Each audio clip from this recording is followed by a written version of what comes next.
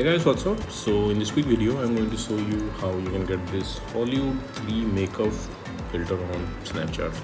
Okay, so this is the effect. To get this effect on Snapchat, what you can do, okay, let me remove this first. Okay, the effect is gone. To get this effect on Snapchat, what you can do, go to search and search for Hollywood 3 makeup. And suppose you are not finding the filter like this from the search, what you can do,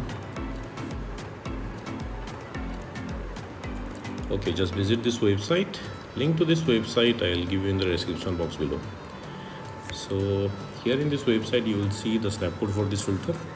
If you're browsing this website in your laptop or PC, you can scan the snap code with your Snapchat mobile app. And if you're browsing this website in your mobile, just tap on the snap code and open it with Snapchat. Okay, wait for it.